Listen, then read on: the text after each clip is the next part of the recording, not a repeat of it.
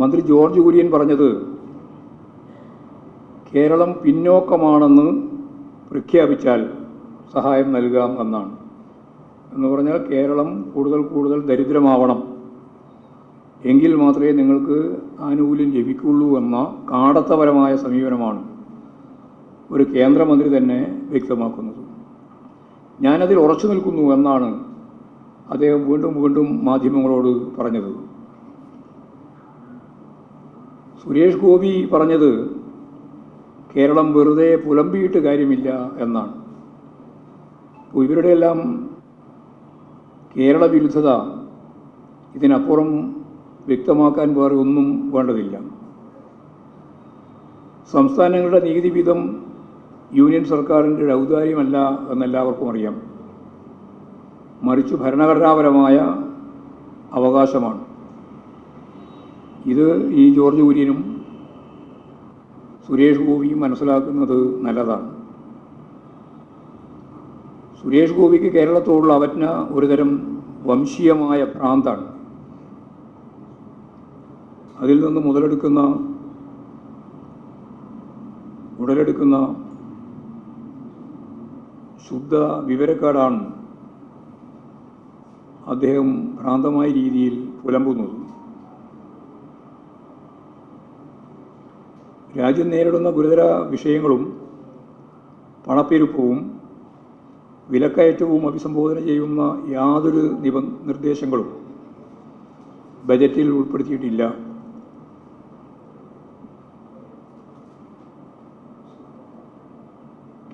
ഇന്ത്യയിലെ സാധാരണ ജനങ്ങളുടെ വാങ്ങൽ ശേഷി നഷ്ടപ്പെട്ട ഒരവസ്ഥ കൂടുതൽ ദുരിതപൂർണമായ ജീവിതത്തിലേക്ക് സാധാരണ ജനങ്ങളെ നയിക്കുന്നതാണ് ബഡ്ജറ്റിൻ്റെ പൊതു രീതി.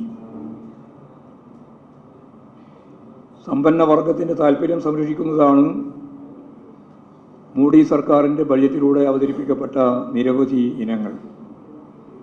കോർപ്പറേറ്റ് കമ്പനികൾക്കെല്ലാം സാമ്പത്തിക ആനുകൂല്യം വാരിക്കോരി നൽകുന്ന നിലയാണ് സ്വീകരിച്ചത്. വൈദ്യുതി മേഖലയും സ്വകാര്യവൽക്കരിക്കാനുള്ള ഊർജിത ശ്രമമാണ് BJP സർക്കാർ നടത്തുന്നത്. ഭക്ഷ്യ സബ്സിഡി, തൊഴിലില്ലായ്മ, വിദ്യാഭ്യാസ മേഖല, കർഷകക്ഷേമം, ആരോഗ്യം, ഗ്രാമീണ വികസനം, സാമൂഹിക സുരക്ഷാ പദ്ധതി തുടങ്ങി പൗരന്മാരുടെ നിത്യ ജീവിതത്തിൽ അവരെ ബാധിക്കുന്ന വിഷയങ്ങളിൽ ബഡ്ജറ്റ് ശ്രദ്ധ നൽകിയിട്ടില്ല. നഗരവികസനവും മോഡി ഭരണത്തിൽ സ്തംഭിച്ചിരിക്കുകയാണ്. പാർശ്വവൽകൃത ജനവിഭാഗം ഉപജീവനത്തിനായി ആശ്രയിക്കുന്ന ദേശീയ ഗ്രാമീണ തൊഴിലുറപ്പ് പദ്ധതി ബജറ്റ് വിഹിതം വർദ്ധിപ്പിക്കണമെന്ന ആവശ്യം നിരാകരിച്ചതിലൂടെ പദ്ധതിയെ ഇല്ലായ്മ ചെയ്യാനാണ് ശ്രമിക്കുന്നത്. ജനസംഖ്യയിലെ ഭൂരിപക്ഷം കുറഞ്ഞ വേതനത്തിലും അടിസ്ഥാന സൗകര്യ ലഭ്യതയില്ലാതെയും ദുരിതത്തിലാവുകയാണ്. ആദായ നികുതി പരിധി 12 ലക്ഷമായി വർദ്ധിപ്പിച്ചത് സമൂഹത്തിലെ ചെറിയൊരു വിഭാഗത്തിന് മാത്രമാണ് ഗുണമുണ്ടാകുന്നത്. രാജ്യത്തിലെ 200ഓളം വരുന്ന സമ്പന്നർക്ക് 4% സ്വത്ത് നികുതി ഏർപ്പെടുത്തുക എന്നത് കോർപ്പറേറ്റ് നികുതി ഉയർത്തുന്നതിന് വേണ്ടി നിരവധി ആവശ്യങ്ങൾ ഉയർന്നു വന്നതാണ്. നികുതി 4% ഉയർത്തണം എന്നുള്ളത്. കാർഷികോൽപ്പന്നങ്ങൾക്ക് താങ്ങുവില പരിരക്ഷ നൽകുക എന്നതും ഇതിലൊന്നും കാര്യമായ രീതിയിലുള്ള ഒരു ശ്രദ്ധയും ഗവൺമെൻറ്റിൻ്റെ ഭാഗത്തുനിന്നുണ്ടായിട്ടില്ല. കോർപ്പറേറ്റുകൾക്ക് കൂടുതൽ പണം സമ്പാദിക്കാൻ, സമ്പന്നർ കൂടുതൽ സമ്പന്നരാകുന്നതിലേക്ക് നയിക്കുന്ന ഒരു ബഡ്ജറ്റായിട്ടാണ് ഇതിനെ കാണാനാവുക. സ്വകാര്യവൽക്കരണത്തിൻ്റെ ഭാഗമായി 100% പൊതുമേഖലാ സ്ഥാപനങ്ങളെ വിറ്റ് തുലക്കുന്നതിന് ഇൻഷുറൻസ് ഉൾപ്പെടെയുള്ള മേഖലയിൽ ഈ ധാരണ നടപ്പിലാക്കുന്നതിന് വേണ്ടിയുള്ള സമീപനമാണ് സ്വീകരിച്ചിരിക്കുന്നത്. അപ്പോൾ ഇതെല്ലാം വെച്ചുകൊണ്ട് ഈ കേരളത്തോടുള്ള ഈ അവഗണനയിൽ പ്രതിഷേധിക്കുന്നതിന് കേരളത്തിലെമ്പാടും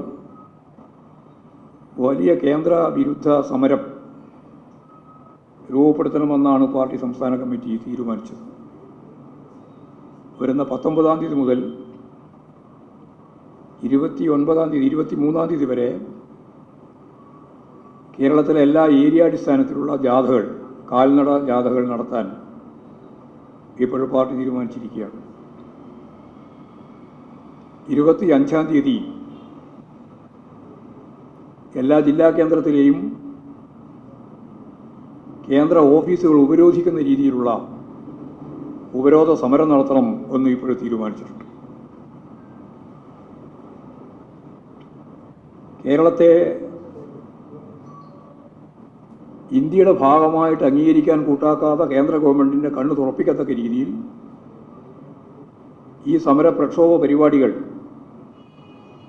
ഒരു കേരള വികാരം രൂപപ്പെടുത്താൻ തന്നെയാണ് ഞങ്ങൾ ഉദ്ദേശിക്കുന്നത്.